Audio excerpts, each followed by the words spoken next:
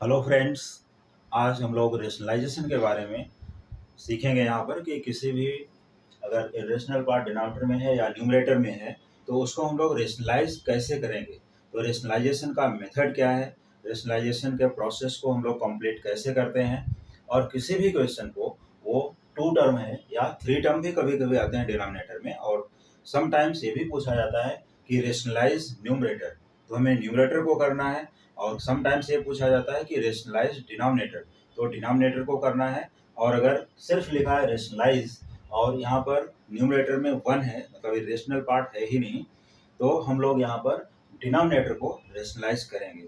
तो रेशनलाइजेशन का मेथड सीखने के लिए वीडियो को अंत तक जरूर देखें, तो हमें पूरा प्रोसेस क्लियर हो जाएगा कि किसी भी टर्म को, किसी भी क्वेश्चन को अगर यहाँ पर रेशनलाइज करने के लिए दिया गया है तो हम लोग उसको रेशनलाइज कैसे करेंगे। जैसे यहाँ पर है 1/2 - √3, तो इसको रेशनलाइज करने के लिए हम लोग यहाँ पर 1/2 - √3 ये लिख लेते हैं।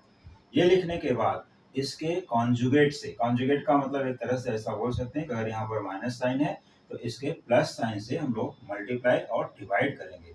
तो पहले 2 + √3 और यहाँ पर 2 + √3। देखिए सेम टर्म से मल्टीप्लाई भी करना है और सेम टर्म से डिवाइड भी करना है। तो इसको हमने यहाँ पर लिख दिया। सोल्यूशन अपना यहाँ से स्टार्ट हो गया है। 1/2 - √3 इंटू 2 + √3/2 + √3।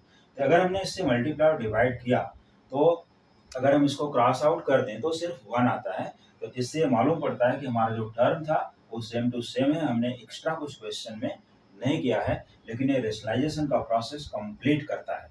इसके बाद हम लोग क्या करेंगे, यहाँ पर न्यूमरेटर को न्यूमरेटर से मल्टीप्लाई कर देंगे। क्या करना है, न्यूमरेटर को न्यूमरेटर से मल्टीप्लाई कर देना। तो 1 इंटू 2 + √3 ये आ जाएगा सेम वो 2 + √3, क्योंकि 1 को अगर किसी भी टर्म से मल्टीप्लाई करते हो तो सेम टर्म आता है। अब इसके बाद यहाँ पर जो डिनोमिनेटर है ये a - b into a + b का फॉर्मूला दिखाता है। तो a - b into a + b अगर टर्म आता है तो उसका फॉर्मूला क्या बनता है, वो फार्मूला भी मैं यहाँ दे देता हूँ, क्योंकि फार्मूला किसी को मालूम है किसी को नहीं मालूम है, तो यहाँ से फार्मूला आसानी से देख सकते हो।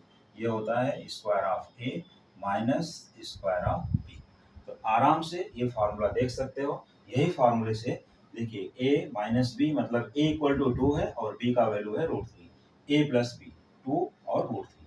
तो ये प्रोसेस अपना लेफ्ट हैंड साइड यहाँ पर ये डिनोमिनेटर में कंप्लीट करता है।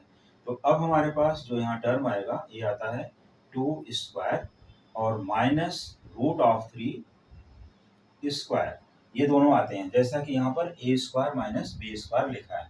ठीक है, तो स्टूडेंट चाहें तो यहाँ पर 2² एक ब्रैकेट का यूज भी कर सकते हैं, जिससे कंफर्मेशन होगी। मान लो कि कभी कभी 2 डिजिट नंबर भी आ जाते हैं तो ब्रैकेट लगाना कंपलसरी हो जाता है, जिससे कोई मिस्टेक ना हो, बस इतने के लिए।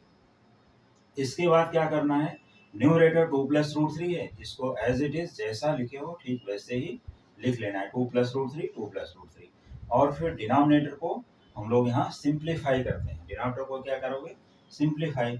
ये होता है 2² दैट इज 4, और √3 का जो स्क्वायर है इसका मतलब होता है कि यहाँ पर √3 इंटू √3 ये 2 बार मल्टीप्लाई होता है, और अगर ये 2 बार मल्टीप्लाई होता है ये रूट के अंदर हो जाता है 9। तो यहाँ पर इसका स्क्वायर रूट लेंगे 3, तो इसका मतलब है कि √3 इंटू √3 अगर हम लोग 2 टाइम्स मल्टीप्लाई किए तो क्या आता है, 3 आता है। तो यहाँ पर ये मल्टीप्लाई करके हो गया 3। अब इसके बाद ये हो गया 4 और यहाँ लिख लेना है -3। फिर इसके बाद एक सब्ट्रैक्ट कर देना है, तो 2 + √3 अपनी प्लेस पर ठीक वैसे ही रहेगा, और 4 - 3 यहाँ पर आ जाता है 1। फिर इसके बाद इस स्टेप को कंटिन्यू, देखिए 2 + √3/1, तो 2 + √3/1 को हम लोग 2 + √3 ही लिखते हैं। ये इसका रेशनलाइजिंग टर्म है और यही इसका आंसर है। तो इसका मतलब है कि अगर हम लोग 1/2 - √3 को रेशनलाइज करते हैं तो हमें मिलता है 2 + √3, ये इसका आंसर है। तो अगर ये सोल्यूशन सभी फ्रेंड्स को समझ में आया है तो एक छोटा सा लाइक बनता है, और हमारे चैनल से कंटिन्यू जुड़े रहने के लिए चैनल को सब्सक्राइब कर लीजिए, और इसी टाइप के और भी बहुत से क्वेश्चंस का मेथड सॉल्व करने के लिए बेल आइकन ऑन करके रखिए।